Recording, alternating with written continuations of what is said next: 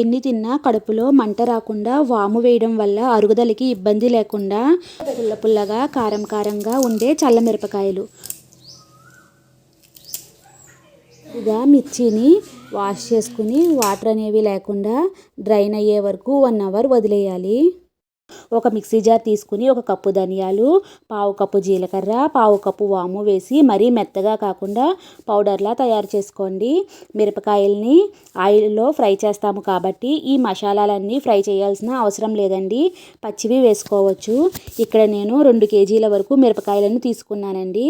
ఈ మసాలా సరిగ్గా సరిపోతుంది. ఇప్పుడు దీనిలో 1 స్పూను పొడిని బౌల్లోకి తీసుకుని పక్కన పెట్టుకోండి. ఆ తర్వాత పేస్ట్లో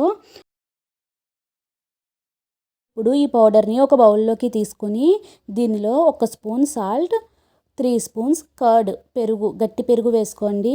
అలానే 1 లెమన్ని పిండుకోండి. ఇది కొంచెం చెమ్మగా ఉంటే సరిపోతుంది, మరీ లిక్విడ్ లాగా కలుపుకోవద్దు. ఒక్కసారి టేస్ట్ చెక్ చేసుకుని ఉప్పు పులుపు అవసరమవుతాయి అనుకుంటే యాడ్ చేసుకోండి.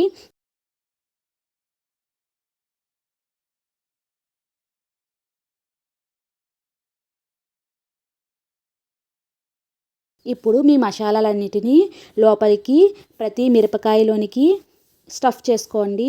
ఇక్కడ దీనికోసం మరీ లావుగా ఉన్నవి లేదా మరీ సన్నగా ఉన్నవి కాకుండా ఇలా మీడియం సైజులో ఉన్న మిరపకాయలని తీసుకోవాలి. ఇవి తొక్క దలసరిగా ఉండడమే కాకుండా కారం కూడా ఎక్కువ లేకుండా సరిగ్గా ఉంటుంది. దీనిని గింజలు తీయాల్సిన అవసరం ఉండదు.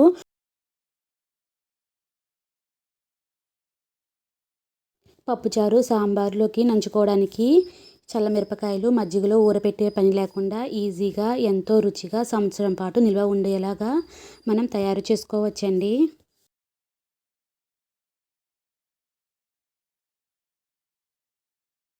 అన్నీ రెడీ చేసుకున్న తర్వాత వీటిపైన ఉప్పును చల్లుకొని ముందుగా తీసుకున్న మసాలా పౌడర్ని కూడా చల్లుకుని అన్నిటికీ మంచిగా పట్టేలాగా కలుపుకోవాలండి. మిరపకాయల పైన కూడా మసాలా ఉప్పు పట్టిస్తే మంచిగా ఊరతాయి. మసాలా డిస్టర్బెన్స్ అవ్వకుండా జాగ్రత్తగా కలపండి. వీటిని ఒక గ్లాస్ బౌల్లో కానీ స్టీల్ గిన్నెలో కానీ వేసి 1 డే వదిలేయండి. అంటే ఈరోజు మనం ఆఫ్టర్నూన్ చేసుకున్నాం అనుకోండి, రేపు మార్నింగ్ వరకు అలాగా వదిలేయండి. 2 లేదా 3 సార్లు మసాలాలు ఊడిపోకుండా కదపండి. 1 రోజు తర్వాత ఇది చక్కగా నాని సాఫ్ట్గా తయారవుతుంది. ఇప్పుడు వీటిని ప్లేట్లో కానీ బియ్యం కవర్ మీద కానీ వేసి ఎండలో ఎండనివ్వాలండి. 4 రోజుల తర్వాత ఇవి క్రిస్పీగా సౌండ్ వస్తాయి. వీటి డే టైం అంతా ఎండలో ఎండబెడతాము, నైట్ టైం వచ్చేసరికి ఫ్యాన్ గాల్లోకి వదిలేయండి.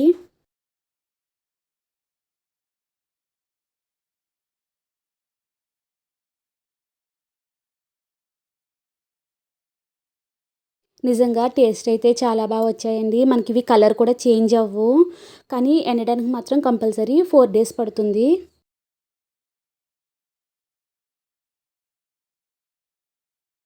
వీటిని గాలి తగలని డబ్బాలోని 1 ఇయర్ వరకు స్టోర్ చేసుకోవచ్చు. మధ్య మధ్యలో ఎండలో పెట్టుకుంటూ ఉండాలండి. అంత టైం లేదు అనుకుంటే ఫ్రిడ్జ్లో కూడా పెట్టుకోవచ్చు.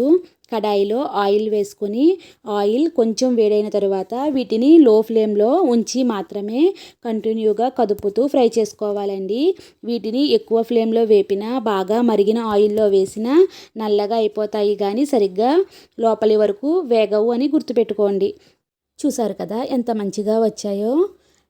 ఇలాంటి ఈజీ అండ్ టేస్టీ రెసిపీస్ కావాలంటే ప్లీజ్ మన ఛానల్ని సపోర్ట్ చేయండి. Thank you for watching.